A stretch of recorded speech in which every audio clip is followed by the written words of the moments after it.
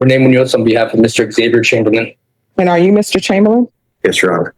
Counsel, have you received all discovery in each of these cause numbers, and did you review it with your client? Yes, that's the both questions, Your Honor. In each cause number, the court will find that the state is in compliance with discovery. 9, you're charged with assault family household member with a previous conviction. All of those are third-degree felonies with a range of punishment anywhere from 2 to 10 years in prison and up to a $10,000 fine. If you have a plea with the state, the court does not have to follow the plea. If for any reason the court does not follow the plea and gives you more than you bargained for, the fact that you entered a plea will not be used against you and you will be allowed to withdraw your plea. Did you understand? Yes, Your Honor. In each case, you have a right to jury trial, a right for you or your attorney to cross-examine and confront any witnesses the state will call in the right term. We're respectfully requesting PSI, Judge, and also if it could be made a part of the PSI, a TAP and mental health evaluation, as my client has some issues that I think PSI would be helpful for the court. In this instance, at least have some background regarding that. All right, then we'll schedule for PSI TAP evaluation and MIC evaluation. What date, please? All right, July 15th. All right. You entered a plea on May 27th of no contest to assault family household member with a previous conviction. According to the plea bargain agreement, punishment is to be assessed at a cap of 5 years. This is to run concurrent with 2025 CR 00071, 2025 CR 00092. Those cause numbers, have you been sentenced on those or those motions to revoke? They're all new cases that got indicted. He doesn't have any pending motions to revoke. It's just there was a plea on as to some and then some are TIC to resolve. All right. Have both parties had a chance to review the PSI report? Any objections? No objection by the defense. No, well, I'm silent. I'll just like to read it. All right. All right. Do you have any witnesses? No, Your Honor, I believe procedural background, justification as to what we believe is an appropriate course of action that we would ask the court to follow. Just 1 second. State, any witnesses? No, from the state. All right. Then you may proceed. Thank you, Your Honor. In reference to Mr. Chamberlain, I have been on his case ever since he got picked up on these offenses in October. I've met with him routinely. And this is an individual that I believe is grappling in with drug addiction and does not have an innate sense of criminality, Your Honor.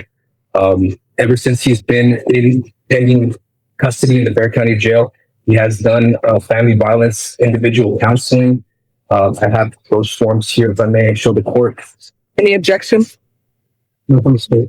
And so he has been working on those things. He has been learning about boundaries, and effective ways to deal with stressors in his life as well, to not take him out in a violent way, Judge. There's some cases pending here, but if the court does take note, one of the offenses, there was no bodily injuries observed by law enforcement, and the other one, there was a small, slight little scratch. In dealing with the case and talking about the evidence and our avenues for taking this in front of the court in terms of sentencing, we did talk about certain inconsistencies within some of the reports, but that was more so before he accepted the plea. So he does accept responsibility. He knows that he messed up. He knows that this was a toxic relationship with an ex that he shouldn't have been continuing, but he was in the midst of drug addiction. As noted in the PSI, he was under the influence of drugs at the time of these offenses, Judge. Also in the PSI, he's never had residential treatments. He has had outpatient treatment before, but because we believe that his needs are severe in terms of his daily methamphetamine usage before he got picked up, we feel like inpatient treatment would be more so suitable for him to get a grasp on his issues that he's dealing with. We're looking, Your Honor, in terms of his whole life and his future down the road. And in terms of serving the community and also helping Mr. Chamberlain work towards bettering himself, we feel that inpatient treatments would be more conducive and that we're able to address the root cause of this and hopefully put a stop to this from ever occurring again. If Mr. Chamberlain is institutionalized or incarcerated without the proper form of treatment, we feel that we may just be repeating this pattern of events that has been going on. Mr. Chamberlain has been to prison before, Your Honor, but this was about 20 years ago.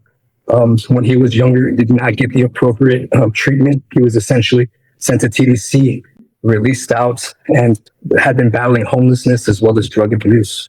For these reasons, Your Honor, we're requesting a period of deferred adjudication as long as the court sees fit with inpatient treatments. And I did speak about if the court did approve inpatient treatment, what that would be looking like in terms of transfer to a facility and then having to be compliant in the terms of community supervision thereafter. Before Mr. Chamberlain was picked up on this offense, he did start school at St. Philip's College.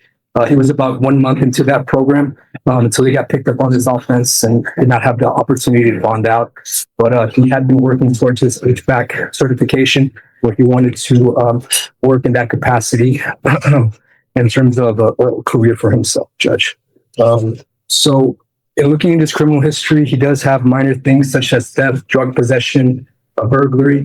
Nice. These are all things that I think were tied with drug addiction, drug usage.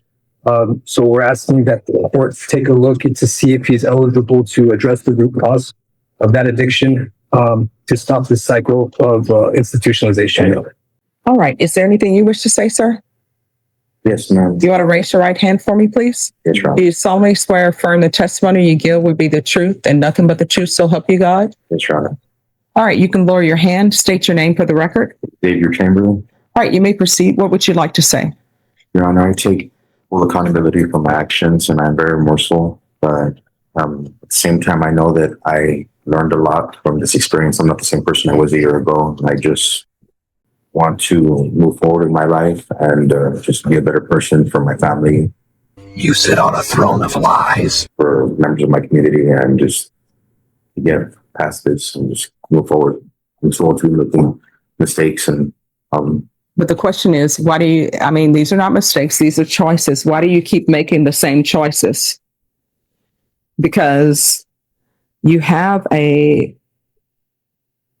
previous convictions for assaultive behavior. That's why this is a assault with a second conviction. So why do you keep making these same decisions? And then we have the violation of protective order. So there's a protective order in place. And when people violate protective orders, those are court orders. So that tells the court, if you're violating that you won't follow my orders because you're already violating a court's order. I was under the influence of drugs and Sorry, what? I was under the influence of narcotics, Your Honor, and I'm just trying to seek opportunity for treatment. But you're under the influence of narcotics, but it didn't stop you from going to the location of the complainant and striking the complainant. I was living there, Your Honor.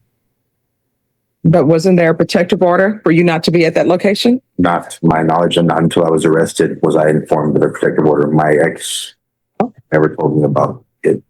Okay. And on this case, what I can tell you, I don't have the trial court certification of defendant's rights to appeal. I know you probably filed it, but it's lost somewhere. So if you could do another one for me, please. Yes, Judge. Would that be one I have to get from them, or do they have them on? They should have them on the wall now. Yes. All right. The cause number is 2025 CR 0000069. Things go like hotcakes, Your Honor. These nice phones. Oh, yeah. The custody. Your Honor, can I tender it? Yes. Thank you. All right. Any further witnesses? None from the state. None from the defense, Your Honor. All right. So, Mr. Chamberlain, I want you to know your attorney did a very good job for you because you have numerous cases that are open and pending, right? That's right. I just don't think that you're a good candidate for probation. So I'm going to find you guilty. There's an affirmative finding of family violence. There's to be no contact with the complainant.